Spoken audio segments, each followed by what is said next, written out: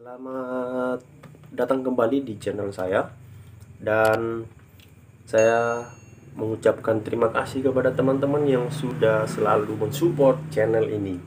Semoga channel ini bisa berkembang lebih pesat lagi ke depannya teman-temannya. Dan bagi teman-teman yang baru menonton video ini atau menonton dan gabung di channel ini, selamat datang, dan semoga channel ini bisa menjadi favorit kalian ya. Dan kali ini saya akan membahas tentang apa sih perjuangan itu. Nah, gitu. Hari ini kita membahas tentang apa sih perjuangan itu. Nah, kadang-kadang banyak orang berjuang tapi tidak tahu tujuannya apa, ya. Dan dia juga berjuang untuk siapa? Dan dia berjuang untuk kemana, gitu ya kan. Nah, kita membahas arti kata perjuangan. Nah, kata perjuangan di sini saya akan menjelaskan sedikit. Sebelum kita mengeluarkan kata saya harus berjuang gitu, terus sebelum kita mengeluarkan ya saya harus berjuang. Nah, sebelum kita mengeluarkan kata-kata ini, terlebih dahulu, sebelum masuk ke kata perjuangan itu atau memperjuangkan sesuatu, ya pasti ada namanya keinginan. Sebelum melangkah ke perjuangan atau memperjuangkan sesuatu, kita pasti memikirkan sesuatu keinginan. Nah, keinginan. Jadi kita harus memahami keinginan kita apa sih, gitu ya kan. Apa yang harus kita inginkan? Mungkin kita bisa menginginkan, contoh seperti saya menginginkan motor, menginginkan rumah, menginginkan HP baru, ya kan. Nah, sesuatu keinginan. Oke. Jadi setelah keinginan keluar, pasti ada namanya kata tujuan. Oke. Sebelum masuk di perjuangan, kita ada namanya keinginan dulu. Setelah ada keinginan, ada tujuan. Nah, tujuan kita yang seperti tadi, tujuan yang saya maksud di sini adalah yang kalian inginkan itu menjadi tujuan kalian. Oke ya. Bagi teman-teman atau teman-teman yang masih sekolah, mungkin keinginan dia atau dia bercita-cita menjadi ini, jadi dokter, tentara, atau jadi guru, itu adalah keinginan. Setelah dia menginginkan, dia ada tujuan.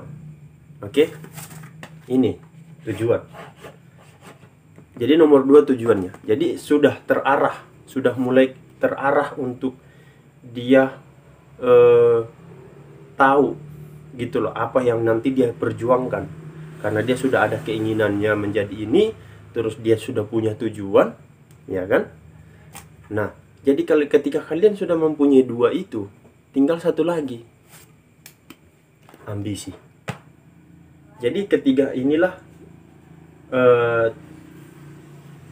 bergabung, jadilah kata perjuangan.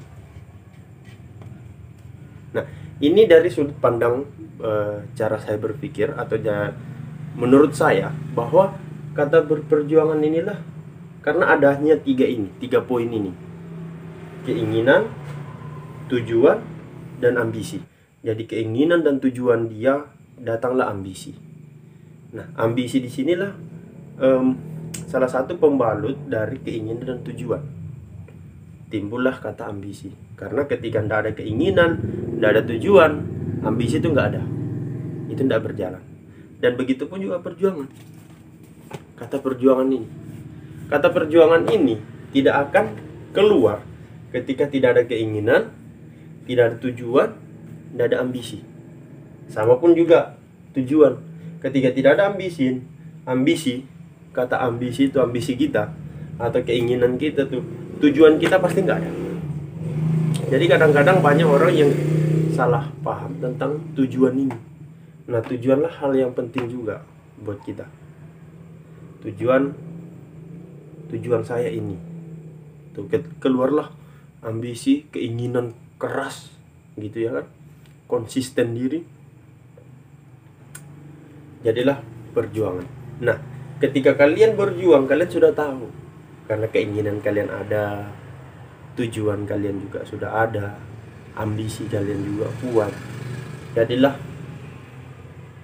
perjuangan. Jadi kalian bisa memperjuangkan, dan kata perjuangan kalian itu sudah teratur gitu teman-teman, jadi tertuju begitu.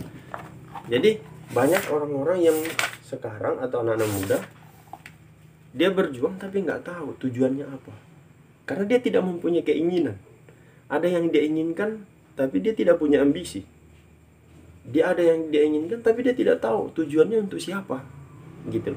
Jadi perlu hal-hal yang seperti beginilah, memang sepele tapi sangat penting buat kita. Nah, makanya kita akan selalu, dan saya akan membantu sama teman-teman di luar sana untuk bisa lebih memahami. Mungkin teman-teman punya pemahaman sendiri tentang ini, dengan perjuangan itu apa ya.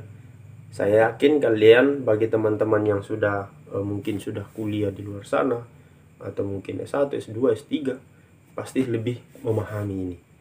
Jadi kalau misalnya menurut saya, kalau kita hidup itu memang kita berjuang, tapi kita harus punya tujuan. Harus ada keinginan dulu, baru tujuan.